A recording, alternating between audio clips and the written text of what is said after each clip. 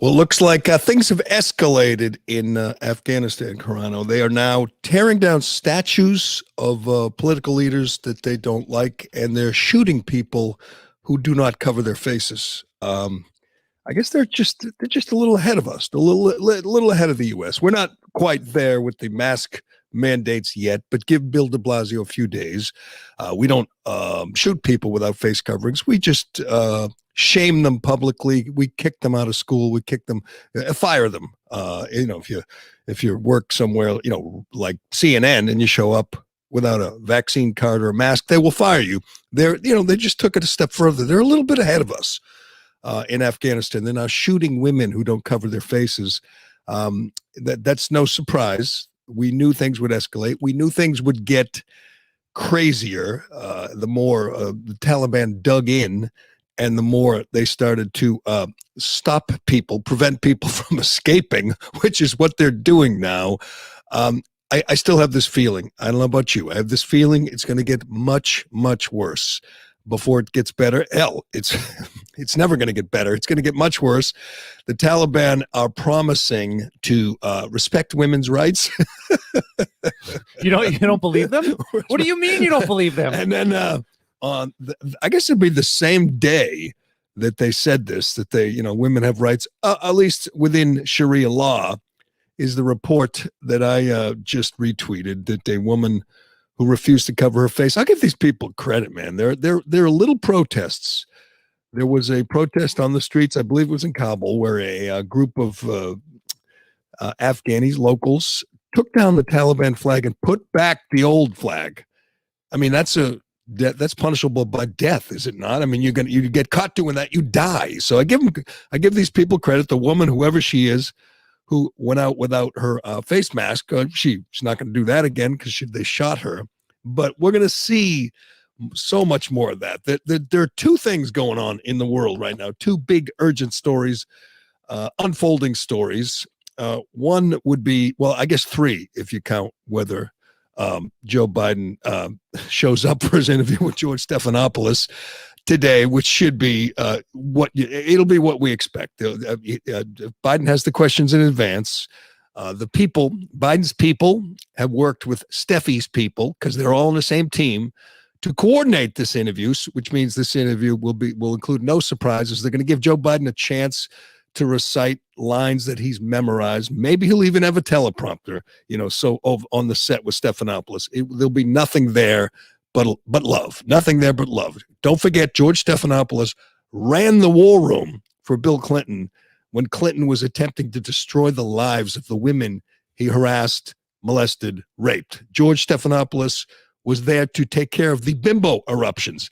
That's what kind of soulless piece of crap George Stephanopoulos is. He didn't care about these women. He was determined to get Clinton elected. He did a great job.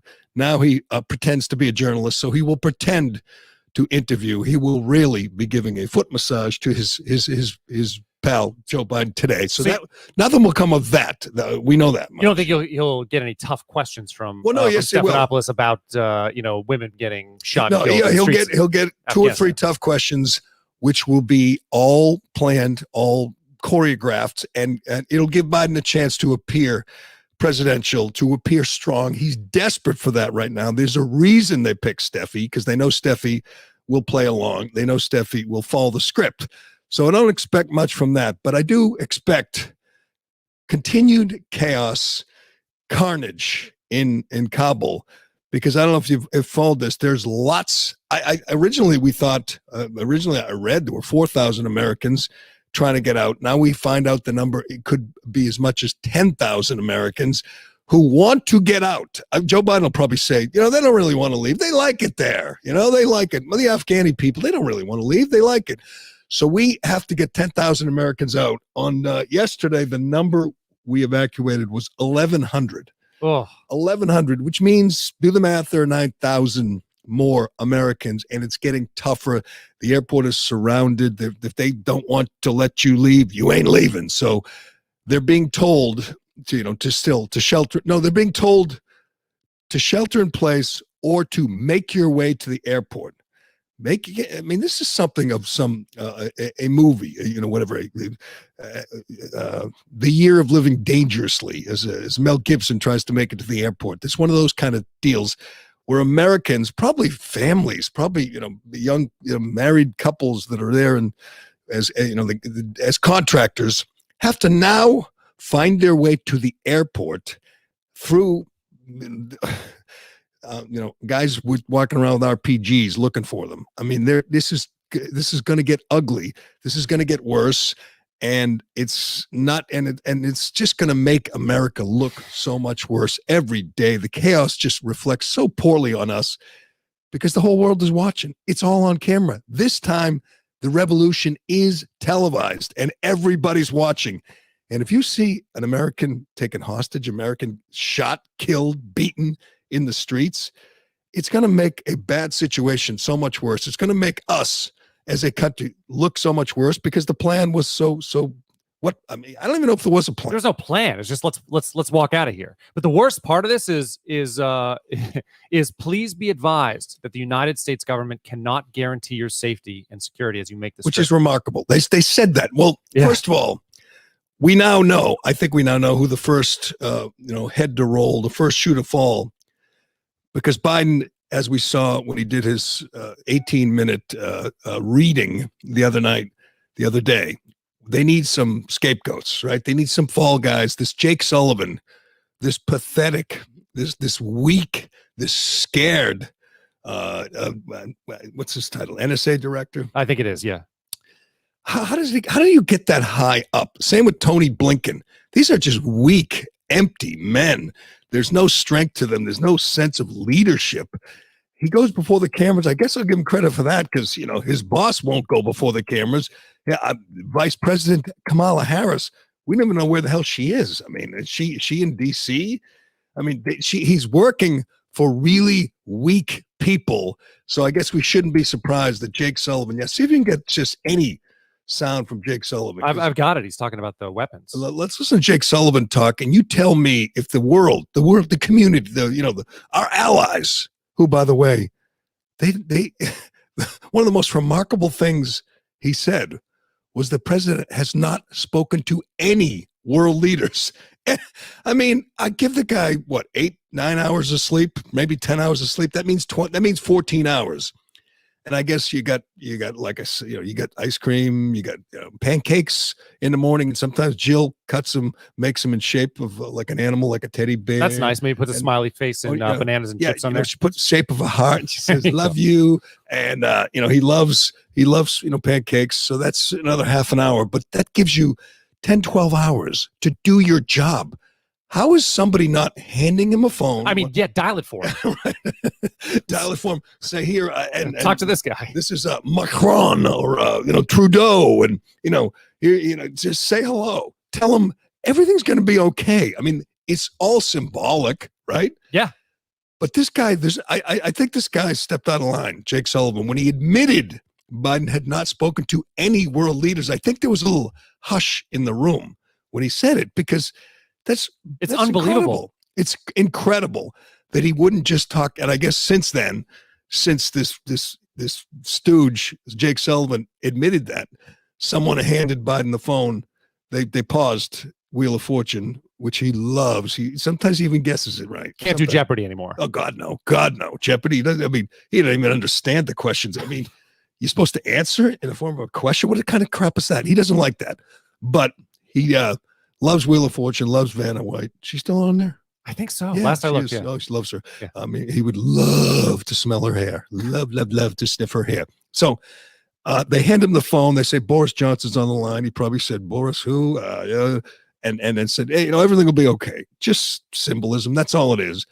Because Jake Sullivan admitted he hadn't done anything. This is a president who is ignoring his job, his duties as president. It's remarkable. But anyway, to play some of this guy and tell me if you're one of those scared Americans in your apartment in Kabul, you're a heating, air conditioning, an electrician. I don't know what you are. You're working You don't work on planes. They don't have any of those guys. No. But you're not a soldier. You're a contractor, and you're doing technical work. You're not armed. You're just there to work. Hell, you're a friggin' accountant. I don't know, whatever you are. The money was good. They needed you. The situation was good. I mean, there hadn't been a lot of contractors. Do you know there hasn't been an American soldier killed in Afghanistan in a year and a half? We went over the death toll yesterday. It's not like you're in the middle of, Fallujah in whatever, 2006. Right, it's not constant firefight. You didn't feel like your life was in danger every day when you went to work. It is now. Thanks to the buffoon in the White House, you are fearing for your life. You still can, put the laptop on and watch the news and get some updates. And you watch this absolute shell of a man, Jake Sullivan, say, we can't guarantee your safety, but you know what? If you get to the airport, maybe we can get you out, maybe. And once we get all these able-bodied Afghani men out, which again, that shot of the flight we talked about yesterday, the 640 refugees on the flight, there was like no Americans. That was strange. There's no Americans. This president has prioritized this. I guess the military has prioritized Afghan men of fighting age, getting them the hell out, while American contractors, men, women, I don't know, old, young, are told to shelter in place. That, when you think about it, could be the worst abdication of the job. The dereliction of duty. Yeah. I'm not going to. They took the people who stormed away onto the plane. The military. It's Spirit Airlines wouldn't do that, and yet the U.S. Air Force said, "Come on in, let's get out of here." While a bunch of Americans are fearing for their lives, and some will die. How is that not the most outrageous thing this administration, this man in the White House has allowed to happen so far? That Americans are stuck, thousands, maybe as many as 9,000 are stuck there, and you're flying out, I assume, some of the soldiers from the Afghan army and others who are fighting age, who left their women, their wives, their children behind, and got on the big cargo jet. How do you do that? How do you explain that? How do you justify that we're going to get these Afghans out, Americans, we'll get to you. Hopefully we'll get to you. Don't you say this plane's not leaving, get the hell off, or just stop them from getting on till you get every American out? Yeah, no, I believe that the United States has an obligation to the Afghan people who helped Americans through that conflict, but I absolutely agree that Americans should have been taken out first. Sure. I agree. Of course we have an obligation, and you don't want them to die. No. But it's, hell, just for the optics, for the PR, how's it going to look if some, 10, 12, 13, whatever, 5 Americans are slaughtered in the streets, shot dead, and we get a picture of some American mechanic dead in the streets while 600 Afghanis are, partying up in, some Air Force base in Texas, and they're, celebrating their freedom in America. Can't wait to, get to enjoy the whatever the kind of benefits they get, food, shelter. Well, the cooler temperatures in Texas, actually. Right. Is that supposed to be a good, a story of triumph or victory as Americans are dying in Kabul? It's just nuts. But again, I'm sorry, I'm rambling here. I want to get to Jake Sullivan. So Sullivan is asked about the equipment that was left there, and this is the cut that I've got. What happens to the billions of dollars worth of weaponry that the U.S. gave Afghanistan? Does the U.S. have a plan for that, or does it remain in the Taliban hands? We don't have a complete picture, obviously, of where every article of defense materials has gone, but certainly a fair amount of it has fallen into the hands of the Taliban. And obviously, we don't have a sense that they are going to readily hand it over to us at the airport. So I'll add to that scenario, that worst case scenario where Americans are slaughtered or killed or taken hostage, and the guy killing them has got an American weapon in his hand, or the guy holding him hostage, and we get a picture of it, and the guy holding him hostage is holding an American weapon. There is so many scenarios, Carano, where you look at and say, this could turn into the worst nightmare for the American, obviously the American president, but for the American people, the American public. it's again all televised. It's all in IDEF and color, and it's going to get crazier and crazier. What are the odds that we don't get 9,000 Americans out healthy and alive? I mean, pretty good, right? Really good. Yeah, I mean, it's hostile territory. So, and you have to listen to this weakling, Jake Sullivan, say, we can't guarantee you passage. I mean, I understand you can't guarantee anything in life, but the thought that the United States of America can't get their people out. Well, they didn't even have a plan in the first place. Why wouldn't they have gathered all American personnel to Kabul, to the airport before the withdrawal happened? It makes no sense to me. Just issue hey guys, come to the airport. If nothing else, don't you cover your ass? Would you do that? You say, look, here, I mean, you leak it to one of your friendly media people, the New York Times, Washington Post, you say, here, every American got this notice a month ago, 2 months ago, that said, you got to be out. We'll give you a plane ticket. We'll put you on one of these C-17s if you show up at the airport before August 12th. You show up at the airport, we'll get you out. Again, you leak it, you give it to Steffi Stephanopoulos, or you give it to one of your stooges at NBC, and they say, well, they did all they could. The people who left behind, they made their own decision. They had a choice. They chose to stay. That didn't happen. And I think the term blood on his hands, blood on your hands is overused. Sometimes it's used just for shock value. But this is the definition of having blood on your hands if Americans die. Hell, if Afghanis die, and they already... The president who did this this withdrawal so foolishly, so irrational, it's just insane what he did. If they die, the blood is on Joe Biden. Now I realize it's he doesn't even know, perhaps he doesn't even realize the chaos that he caused, but the people around him do, which is why Kamala Harris is hiding. She's planning a trip to Vietnam is what she's doing. Yeah, perfect timing on that. Well, there are some great gossipy stories about the infighting. Yeah. And the one story where she said, you're not pinning this crap on me. Yeah. She said she's not going to go before the cameras like Biden. I think somebody said he wanted her there behind him when he read this teleprompter. And she said no. She refused? She said no. Oh. She said, you're not pinning this on me. You could picture it too, can't you? She's absolutely. Yeah. She's just so, stubborn, and she's so bitchy looking. She's just not going to stand for it. I guess I don't blame her. I mean, maybe she wasn't on board with this. Maybe she said, I don't think we should pull out Joe. And Joe said, this will be written and discussed and dissected for decades of why we did this. It's the most embarrassing foreign relations debacle decision in history.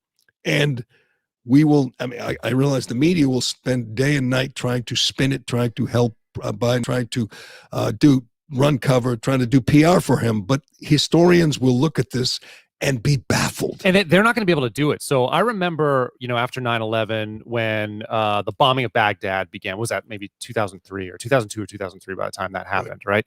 And that was the first, I was pretty young then, but that was the first time I remember seeing, war on TV to that extent. You got a granular view because you had media members who were, in with the troops going into Baghdad. But it's a different level of granularity now where everybody has a cell phone. Like, the media is not going to be able to spin this because we're going to see actual footage from everyday people on the ground, not just spun media members embedded in the troops. There's some great video today of the women trying to get to the airport. And there's a screaming young woman, her face between the bars of the fence. And U.S. Marines are standing looking at her. And she's saying, Taliban is coming. Help me, help me.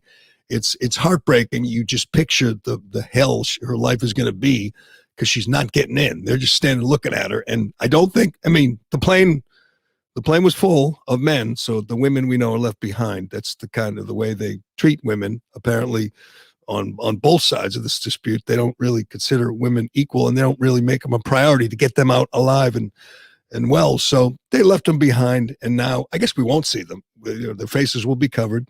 So Bill de Blasio was happy. Everyone will cover their face.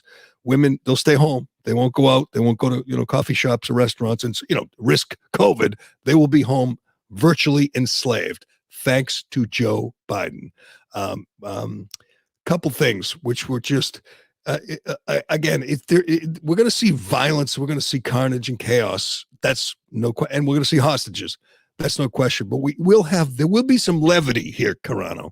There will be some levity, as there was yesterday, when the Taliban, the couple things. The Taliban spokesman was asked about free speech. Will you allow free speech? Which is just comical. The whole and women's rights. I mean, why?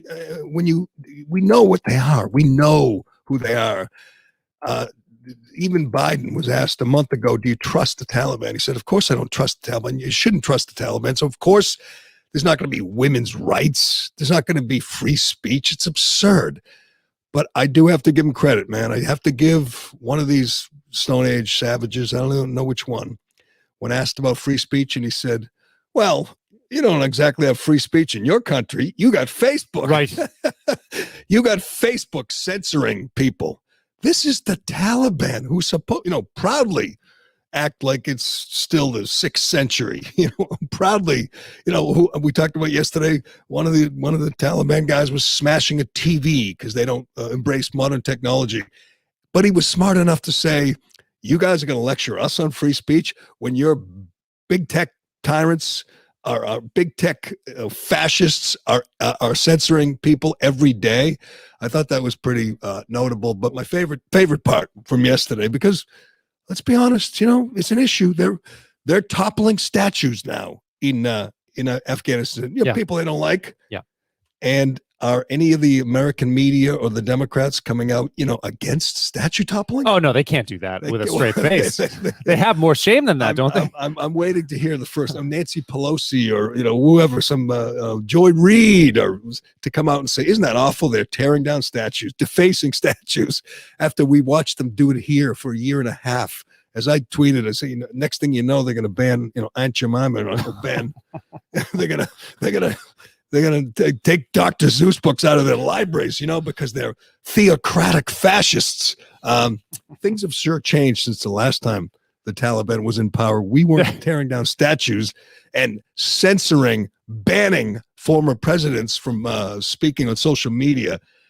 This is amazing, remarkable to me. We know big tech. We know Zuckerberg and Dorsey. We know that they work hand in hand, side by side with the Biden regime to silence dissent. It's been worse than ever through COVID. I mean, Rand Paul, a doctor and a senator, can't come out and just question vaccine mandates or mask mandates, or he'll be taken down off YouTube, banned from Facebook. It is frightening, and I understand only half the country cares because the other half is cheering on this kind of censorship, this kind of frightening 1984 stuff. But yesterday, Twitter was asked why they haven't banned the Taliban. The Taliban spokesman is still on Twitter. He's got 80,000 followers. I'm not happy. He's got as many as I do. No. We're going to have to bump that up. You check that. See, I bet you since the last couple of days, he's, some things happen. You get a big boost. Yes. And you say, oh, good. That's good for my followers. The Taliban spokesman's got 80,000. And, if he were a conservative, he'd wake up today and it'd only be 70,000, because that's what Twitter does to conservatives. They willy-nilly take away thousands of followers and say, oh, it was they were bots. That never happens to liberals. 360,000 today. Oh, see, there you go. Is that the official spokesman? I think that's Sohail Shaheen. Or is that? Yeah, isn't that him? Official spokesman for international media in England. Yeah. Wow, it's crushing you right now. I think I should have checked. I think it was 80,000. Well, he's not shadow banned. I think it was 80,000 after before Kabul fell, and now it's 360,000. Popular guy. Are you following? No, should I? Holy crap, he's following me. No, I'm just kidding. He's not following me. Is it? We should invite him on. In English, or is that in? There's English up here. So remember. Okay. Yeah. So that's Arabic. That's his little Twitter description. Yeah, right here. Member of negotiations team and political office spokesman, actually, for international media English. What's his pronouns? I mean, he doesn't identify here. No. So I can't. I don't want to speculate. Is it hashtag BLM? No, not yet. No, not it'll yet. be great if it's all lives. I said all lives matter, and then Twitter bans him. So Twitter bans Donald J. Trump. And I don't care if you hate Trump. So let's be honest. He's a former president. This is a huge story. He's releasing, press releases with his opinion. The idea that he can't tweet, he can't post on Facebook, Insanity. is just madness. It's like, we said yesterday, I don't know how you defend the cowardice of Joe Biden when he will not take a question from a friendly press, when we just saw a president for 4 years who took nothing but hostile questions and would stand there until the last question was asked. If Trump were president right now, God knows people would be blaming him for this debacle. Of course. He would deserve it. But we would know one thing. We would know that he'd stand there, he'd take the questions, he would be accountable, he would explain himself. It would be clumsy, it would be awkward. He would say some dumb stuff. He'd be blaming, the fake media, fake news and all that. But he'd be accountable. He'd be responsible. He would be unafraid to take questions. The idea that the leader of the free world would not take a question. By the way, the Taliban took questions. Right. The Taliban is taking questions. The president of the United States is not. That is disgusting to me. I cannot believe anybody is okay with that. And again, he could stand there and call on Amici. He could call on, the CNN, MSNBC, and the New York Times and get nothing but softballs. And he won't even do that. I don't know why the administration didn't bring people up with him who are like experts in the field, who could take questions as well. Because at least you would be taking questions. That's what Trump would have done. He would have had, the general. Sure. Obviously, in this case, it's that Snake Millie, but he'd have a general. He'd have Austin up there. Maybe he'd have his vice president. And again, I think Biden wanted his vice president, and she said, "No way, you're not doing that to me." But the idea, forget just in Trump, it's remarkable that big tech just so brazenly says, "No, we don't like you. You can't be on Twitter." And then and this has to go to the top. This has to go to Jack Dorsey. So somebody calls Twitter PR, Twitter media relations, and says, "Why aren't you kicking off the Taliban?" Because Facebook has done it. I believe Instagram has done it. There's no Facebook presence for the Taliban. Right. And to be honest with you, I would be okay if everyone was on there. I don't want to kick people off. I'd love to. Yeah, I want to know what they say. Want to know what they're thinking. I'm not going to believe them. It's the Taliban. It's like, looking at tweets from, the Boston Globe. Of course, you don't believe them. You take it with a grain of salt. This is an organization with a history of lying and plagiarism. So you don't have to believe it and take it at face value. But the idea that you pick and choose who you're going to censor, this is the most incredible, bizarre example of Twitter's power and their influence and their bias. No Donald Trump ever permanently banned, but Taliban is on there. And here's the quote: "Unless they start glorifying violence." Well, when did Trump glorify violence? That's what they accuse him of inciting. Oh, because the of the riot. January 6th. Because when he said, "Let's patriotically and peacefully march to the Capitol," that's their example, their definition of inciting violence. It's stupid, it's wrong, but they just hate Trump and they don't want to give him a voice, and they've done it. But then, think of all the other people, and Alex Jones, who, by the way, has been prescient. He's been prescient about a lot of things recently. Alex Jones, Yiannopoulos, Laura Loomer, Turtle Boy. They banned lots of people, and not the Taliban. And again, we started the show today telling you about the woman who wasn't wearing a face mask, and they shot her dead. That's the Taliban, who is on Twitter. Donald J. Trump, who said, "Let's peacefully and patriotically walk down to the Capitol," is not. But the explanation that they won't kick them off. They will allow them on Twitter until they start glorifying violence. I believe that is the quote from Twitter: glorifying violence. It's the friggin' Taliban. It's the Taliban. It's the Taliban. And again, you want to put them on there and say, "We want to hear all voices." You decide. Fine. That's fine. But glorifying violence, they just took granted, the Afghani army didn't put up much of a fight. They just took control of a whole country. They're going to subjugate women, put them in burqas, kick them out of school, they're going to follow Sharia law. We're going to see honor killings. We're going to see, people we already have seen, American collaborators hanged by these primitive savages. And Twitter's going to wait, see if they glorify violence. It's just comical. And it just makes our point, that is just the madness of the big tech fascists controlling things, controlling the message. So we're going to see. And did you just follow him, the Twitter guy? I did not. I'm not going to follow him. Why? You want me to follow him? Yeah, why don't you follow him? Again, was it in English or was it in whatever? So there's English. There's both. There's Arabic and English. I don't want to follow him. Why? You feel dirty? All right, I'll follow him. And again, we're just looking. We're not totally. It's not all bad. It's not all scary. His messages are open. You're kidding. You're gonna send him a direct message. See if we can get him on. Hi there. Do you want to come on an American conservative talk show? Again, I'm going to give the Taliban credit here. I gave them credit for taking questions.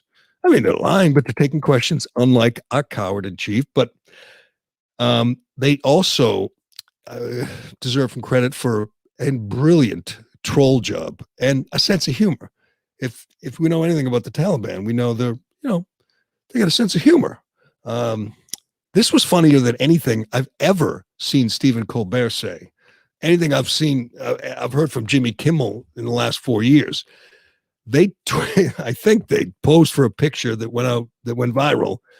What was there? 4 or 5 of them with ice cream cones. And you tell me they weren't trolling. And again, it doesn't matter because Joe Biden, if he sees the picture, won't even understand it.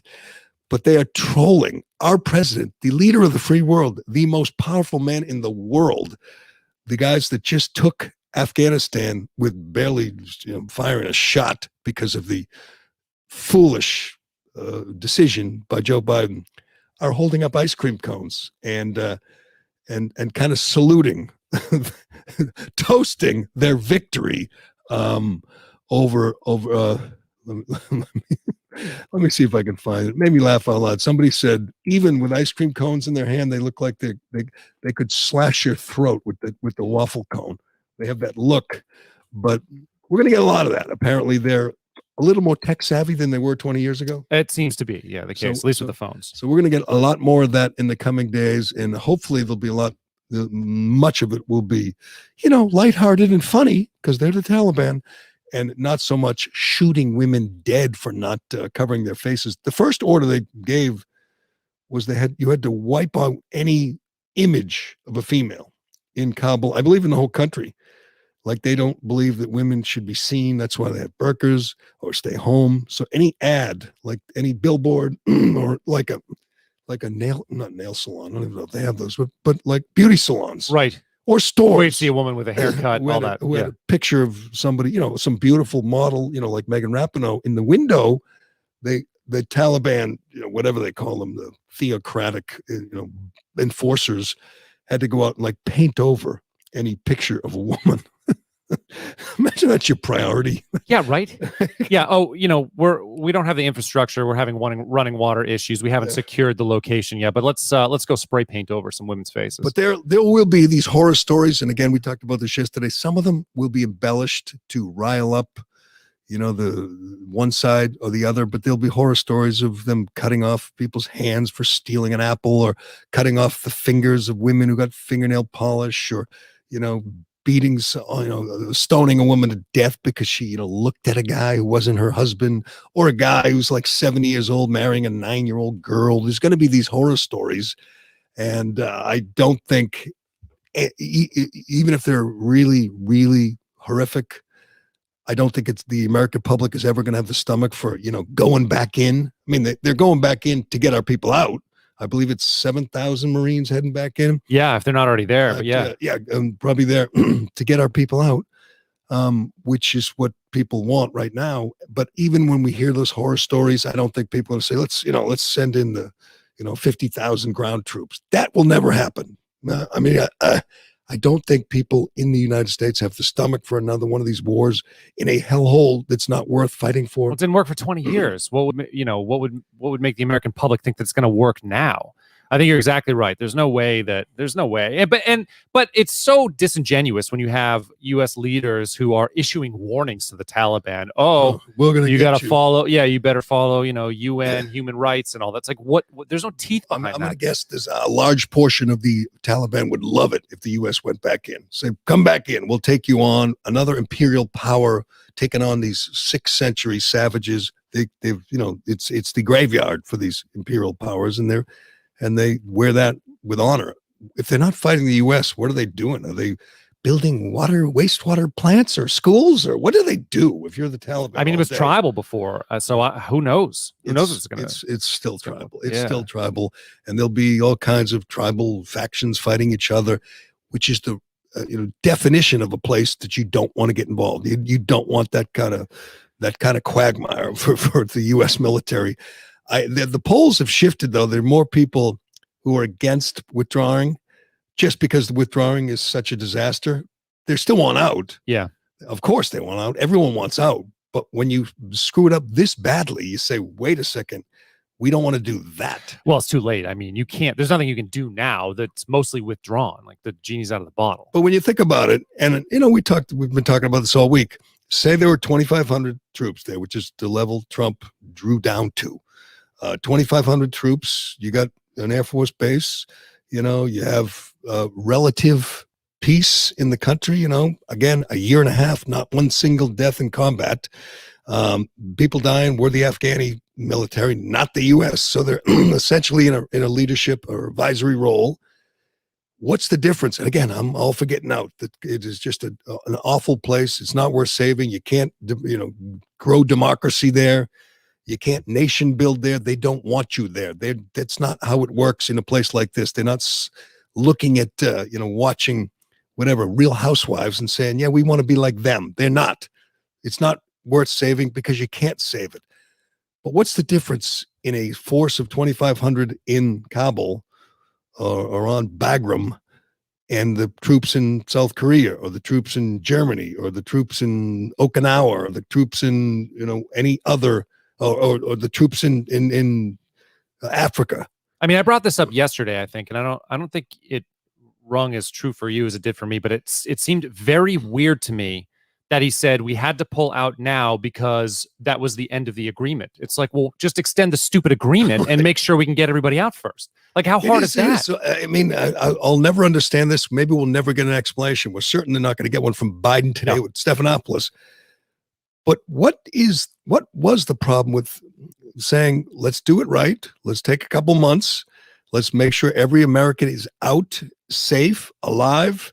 Let's make sure we get as many of these interpreters and collaborators out, safe and alive. Make sure we get assurances from the Taliban, whatever. But what was the argument against doing it right, doing it differently, doing it safely? I don't know what the argument is.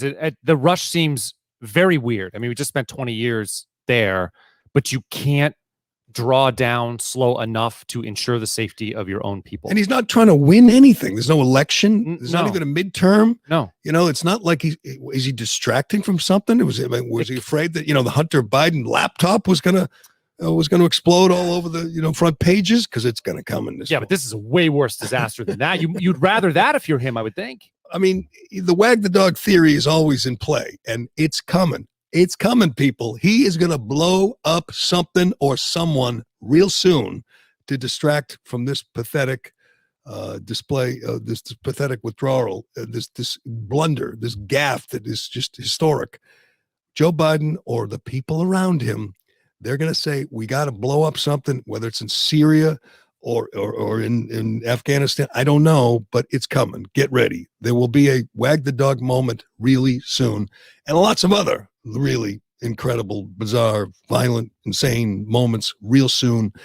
I think the worst is going to be the hostage thing. There's going to be hostages, and if they're Americans and they're on camera, that's something, as Jimmy Carter can attest, that a president can't recover from if it doesn't go well. If the, let's be honest, if the media were honest and did their job, we would be talking about the last hostage deal, which was Bo Bergdahl for 5 Taliban leaders, including a couple who led the war effort, led the takeover of the entire country. These are Taliban battle-hardened leaders, ruthless barbarians, and this fool in the White House, Barack Obama, handed them over in exchange for a deserter.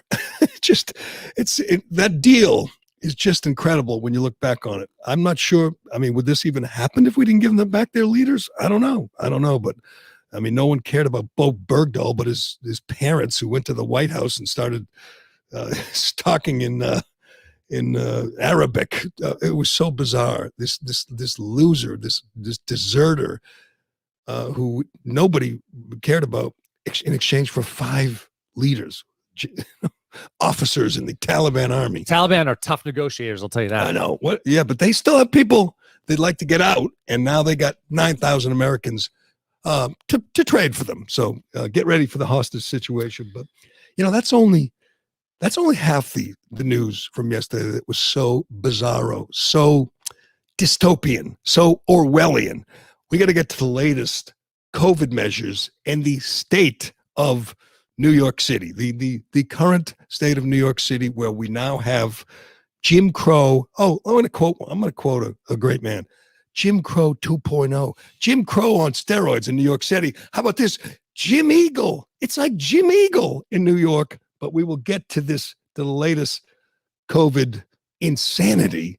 And a former Major League pitcher whom I hate stepped in it last night, and I'm just going to revel in his misery, because as my old partner and sometimes friend Kirk Minahan and I used to talk about, sometimes you say something, and when you go home from the show at the end of the day, you have that lump in your stomach, and you say, uh-oh, did I step in it? Am I in trouble? Are they coming after me? And more often than not, especially with Kirk, it was yes, they are. Well, they're coming after Black Jack Morris now. And, if there's anyone else, I'd probably defend him. But I'm not going to defend him. I'm going to enjoy his misery. I'll explain to you. But let me talk about Shea Concrete before we get to that. And I know you're dying to find out why I hate Jack Morris, and I'll tell you. But we have to get to this madness, because isn't it remarkable, Carano, that we are in August of 2021? COVID, this is a year and a half of COVID. Obviously, the numbers are way, way down from January, way, way down from pre-vaccine. There's really not this fear that, it's the Black Plague or the Spanish flu, that there'd be millions and millions dead. We're past that. There was a moment in the spring where even Joe Biden told us we could lose the masks and get on with our lives. Remember, he said on 4th of July, you can have a little picnic with your family if you behaved yourself. And we were past it. Things were open. Restaurant owners finally got to dig out of that hole. And, gyms that survived, not, many of them did not, but the ones that survived, they finally could breathe the air and get back to business. Someone decided, no, they don't like that. They don't like freedom. They don't want kids going back to school without masks. They don't want businesses open up. We need COVID panic. I think we know some of the culprits. We know the media loves it. We could get to Joy Reid, by the way. You don't think the media is celebrating when COVID spreads? We'll get to Joy Reid, but I just got to look at these numbers. New Zealand reinstituted a lockdown. The entire island. Entire country, 4.9 million people, because of one case. One death. No, I think it's one case. One case? Let me check. No, I think you're right. I'm being facetious. He might die. One.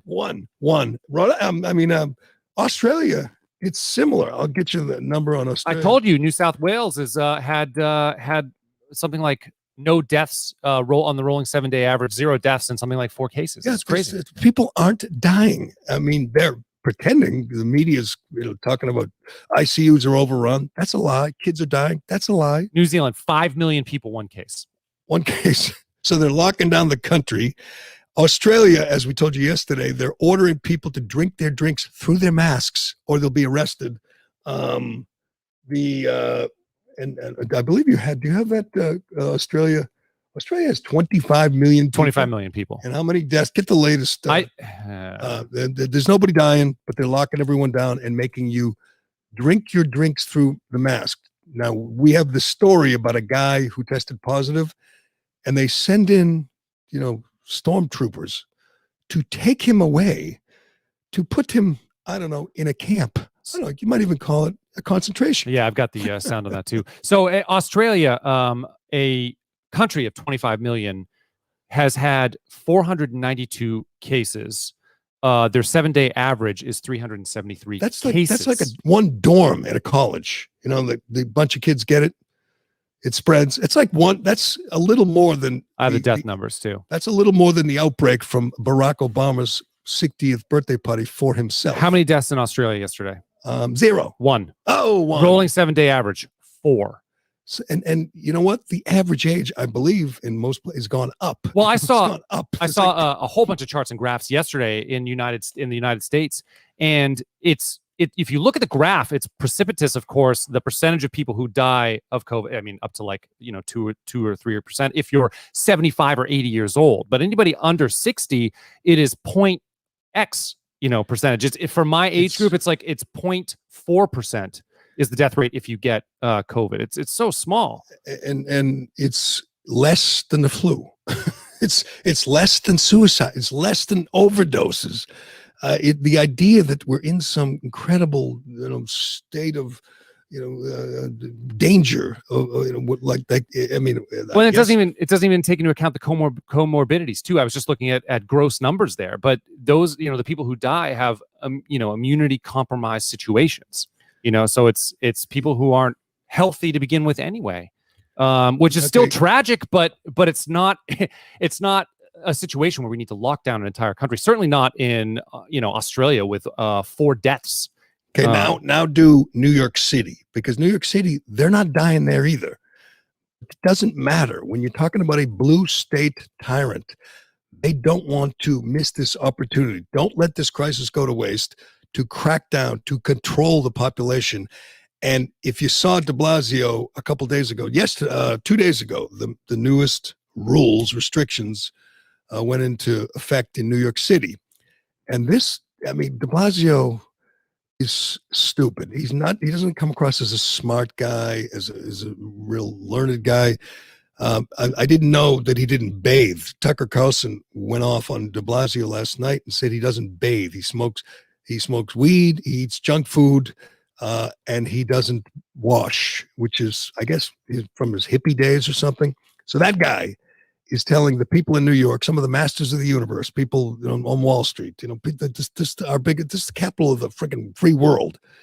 He's telling them they need to have a vaccine card. You must have your papers to do anything.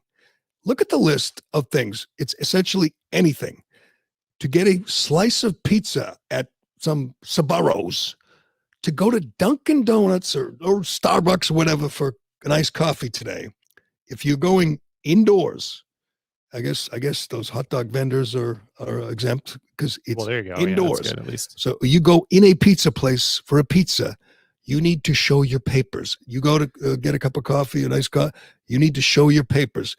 The latest numbers I saw, young black people, I think the age is under 60. There's fewer than 30% are vaccinated, like 20 something, 25, 28% are vaccinated. So 3/4 of young black people in New York cannot go out for a pizza. They cannot get a drink. They cannot go to a gym. They can't. I love how gyms are closed. You get this thing, this disease that affects fat people, and won't let you in the gym to work out. But you can still, I guess, get a hot dog at the street corner from the vendor. Get a couple of hot dogs. But so the numbers among black people are much, much higher, unvaccinated. De Blasio, a progressive, a commie, just a radical, is just now issued a decree where black people can't do anything in New York. The media, of course, is largely silent, except probably the New York Post and maybe Fox News. That's okay that we now have this Jim Crow 3.0. But forget race. I mean, we don't want to get into race. The idea that you can't do anything unless you show your papers, no exemption for medical reasons, no exemption for religious reasons. You cannot live your life in New York City unless you get this experimental injection yet to be approved by the FDA. Nobody who's had COVID before needs it, but they don't care. They want to control you. You must get injected. It's not your body, it's Bill de Blasio's got control over you, and he will tell you what you must do. The Papers, Please was like a one-dimensional movie villain. You know, it was something that we made fun of for decades and decades, but that's what's happening in New York. So here are the numbers. The rolling average, 7-day average of cases in New York City, 2,400, but it's a city of the population of 8.5 million. So it is a small fraction of the people. Rolling average deaths, 14. So 14. That's 0.5% of death from COVID. 14 deaths in a city of 9 million. And again, those numbers are fudged. There are 98-year-olds with like 900 comorbidities, and they get COVID and they die, and it's a COVID death, and it gives de Blasio a reason to shut down businesses, to deny African Americans service at pizza places and coffee shops. I mean, if you look at bars. peak deaths in April of last year in New York City, we're talking the 7-day average in April of 2020 was 829 deaths, and we're at 14. Like, this is, if you look at the graph all time, this is the low point. I mean, there were some where you had 5 or 6, but it's really the low point. Here's what's going to happen in the coming days. I've predicted, obviously chaos and carnage in Kabul and Afghanistan. You're going to see the madness as Taliban takes control and cracks down on women and tracks down collaborators and hangs them. And it's going to get bad, really, really bad. We know that. There's going to be hostage. It's going to get bad here too in a different way. Yeah. It's not going to get as violent. I don't think we'll be shooting people who don't cover their faces in this country, at least not yet. Maybe de Blasio will want to, but I don't know that he can. But school has yet to begin in most places. School's going to begin, and these people who are insisting 8-year-olds without masks are murderers, they're the people with the power in a lot of these places. I realize governors are banning mask mandates in some places, some red states. They're stepping up. But in other places, they're going to say, 8-year-old autistic kids in special needs class have to wear masks, or they'll be kicked out of school, and then the parents will go nuts, and there'll be all kinds of just fighting and feuding, and it's going to just get so nasty because of these crazy mask fanatics who can't even explain to you why it matters. I'm vaccinated, you're vaccinated, you got to wear a mask or you're going to kill me. It's just insane. It's demagoguery at its worst, and it's just beginning in this country. And a lot of people, unlike a year ago, are fed up. They know the science, they understand the science, they understand that it's all theater, and they're not going to do it anymore. We talked about Turtle Boy making a speech, did a great job before the school board. Matt Walsh. Same thing in Tennessee. He did it in Tennessee. Clay Travis did it in Tennessee. Matt Walsh tweeted it out where he did a 2-minute thing saying, don't putting kids in masks is child abuse. Carrie Underwood liked it on Twitter. Oh, I saw that. And all these crazy for liking a video on Twitter that says that they should not wrap children's faces in cloth and force them to wear that thing for 8 hours. If she gets canceled for that, they're coming after her. They're coming after her. But let's get to our cancel culture story of the day, because I'm torn, Carano. I'm torn. I hate this guy, and he is. I want to hear the hate. I don't know what this is all about. All right. If you missed it, Jack Morris, who, by the way, is not only an a-hole, but an idiot, just a moron. Former Twins pitcher, Tigers pitcher, Hall of Famer, I believe, borderline Hall of Famer. But, he was a guy that, pitched. He pitched for a long time, and he was considered kind of a gutsy guy, would stay, wanted the ball in the big games and all that. He's now a color commentator for the Tigers. He's gotten in trouble before because he's stupid. And last night, the Tigers against the Angels. See if I have this right. Yep. Early in the game, Shohei Ohtani at the plate. Yep. Obviously the biggest star in the game now. And the play-by-play guy asks, what do you do to, get him out? Or what do you do? How do you pitch him? And Jack Morris, being the idiot that he is, goes into the satirical, Chinese, Asian, whatever accent voice. And it's not the most offensive thing you've ever heard, but the guy is going to get some criticism. He might even get fired. And I have no problem with that because he's such an idiot to do this. I mean, it's like, it's not the worst thing I've ever heard, but the fact that you thought it was okay really makes me question your judgment. But let's hear from Black Jack Morris. Let's hear as he steps in it last night. Now what do you do with Shohei Ohtani? Be very, very careful. That's it.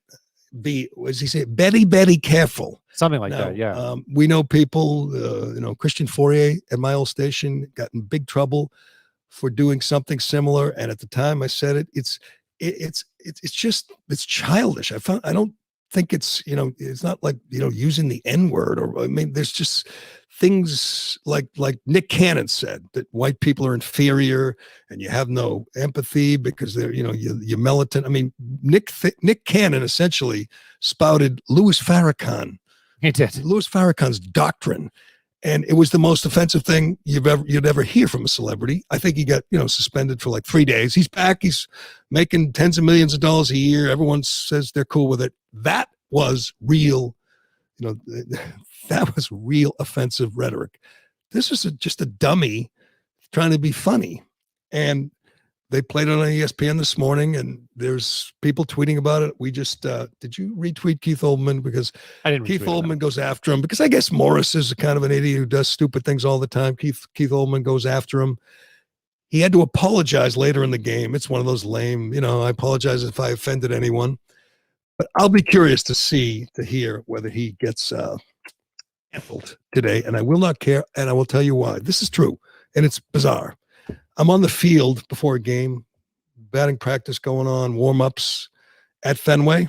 Yeah. And I'm just standing with a couple other writers. We're watching. That's what you do before a game, taking some notes.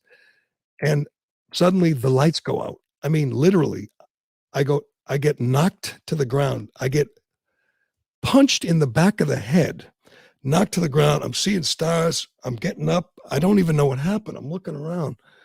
And I'm like, what the hell? Just I look at the guy next to me. He says, that was Jack Morris. And I go, what? And he goes, he just ran by and punched you. And I go, what are you talking about? He goes, I look over and Morris is like 40 feet away, like jogging and laughing. And I go, I was totally confused. I go, what? I don't understand. Does he have CTE? Why would he punch you? So I'm looking around, I'm still baffled. I go up in the press box. The game starts. I'm watching the game, still trying to figure out what happened. I'm fine. I'm not, maybe that has had long-term effects. So I'm sitting there and the PR guy comes up, and I don't remember if it's the Twins or the Tigers. I could figure it out.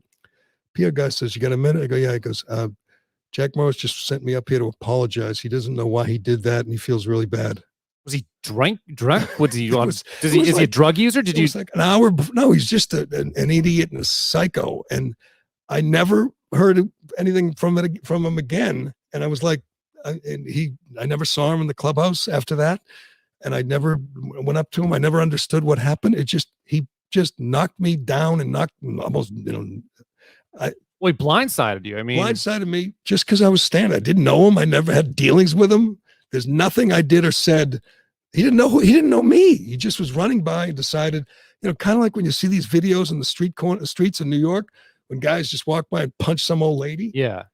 I mean, usually, at least I'm not a crazy person. At least I wasn't an old lady, and he didn't do it to some 90-year-old. He did. No, I was probably 30. But if he hit you, how many other people has he hit? I don't know. He's a bad guy. He's an asshole. He's a psycho. And I hope the usual suspects come swooping down and just pick the flesh off his bones today for this little imitation of Ohtani. You'd think by now, there's so many Asian players. I mean, it's kind of a thing. You'd think you'd know that you don't do that. How many? I mean, does he broadcast 180 games a year? I mean, probably he should at least 100 and something. Yeah, he should know. He should know, but he's an idiot, and he apologized. But I'm not sure. It will take, as usual, it'll take an organized effort. It will take, like in Boston, it would take like an activist who's dishonest and lying to join up with a lying, dishonest newspaper like the Boston Globe. This maybe the Detroit News or Detroit Free Press will team up with an Asian activist and come after him. Then they got trouble. Then they'll have to suspend him, send him a sensitivity training, which he's probably already done, 4 or 5 times. So I'm gonna struggle with this Carano if he gets fired. I'm gonna enjoy his misery, but he doesn't deserve to be fired for that. No, but I would totally understand if you don't care if he gets fired. No, I don't care. Yeah. We didn't even have time to get to Tim Tebow because and maybe we can talk about what Tim Tebow thing. Just here's what happened with Tim Tebow. Exactly what you'd expect. I told you he'd get cut. He got cut. I told you he'd be all class. He was all class. He thanked the organization for giving him a shot. He said he loved football. He wasn't afraid to fail. Tim Tebow is a great man, and he tried. He chased his dream. He failed. His former coach gave him a shot in Jacksonville, and it didn't work out. And, of course, when he walked away, the usual suspects, led by Stephen A. Smith, said it was racist that he got a chance to play tight end for his former coach. It didn't work out. He got cut.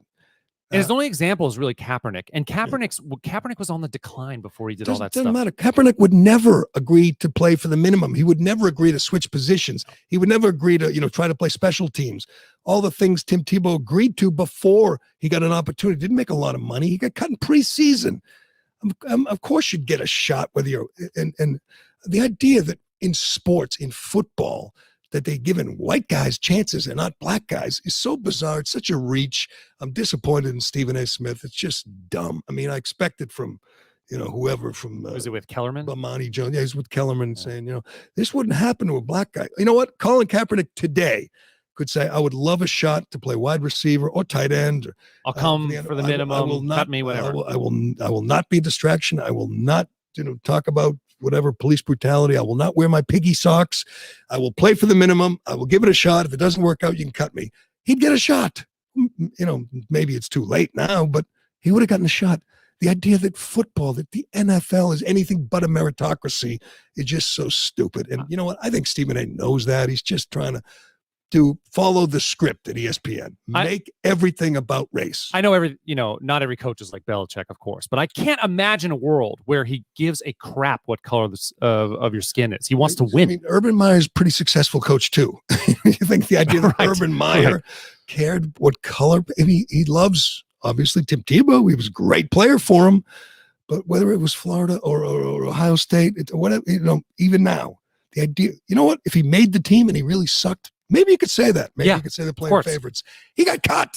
Yeah. How is that somehow having racist preference, racial preference? The roster position's too important to play games like that. Right. And the other players know it. Other players knew he was getting a job, taking a job from someone, and he wasn't qualified. They'd be kicking and screaming. They respect what Urban Meyer did. He cut his guy. All right, I wasn't going to. You did. I wasn't going to go off on. Right. I mean, there's plenty of other stuff to talk about, but maybe it can wait till tomorrow. We can talk about Amaryllis LA tomorrow. We have a good guest that we're working on. Hopefully tomorrow. Okay. Yeah, maybe that'll happen too. That will happen. In fact, that's why my phone's. Is that why that's why? Yes. We got to turn your volume off so it doesn't ding on my precious sounding podcast. Shut up. We will let you know about that if we can get this guy on. We're hoping. But that will do it for today. I know we had a lot more to get to. We'll do it tomorrow, I promise. And we will see how the president does with George Stephanopoulos today. You know what? You ever had a massage? Of course. You ticklish? Sometimes it's tough. It's going to be tough for Biden not to giggle when George is, rubbing his feet and massaging his thighs and his calves. It's going to be tough, but not a good vision. We will have the highlights from the George Stephanopoulos, passionate, the deep sensual massage that Stephanopoulos gives the president at 10. When is that today? I haven't looked. I'll look later on. All right, we'll check it out later on. But that will do it for today. I'm Gerry Callahan. This is the Callahan Podcast, and we will talk to you again tomorrow.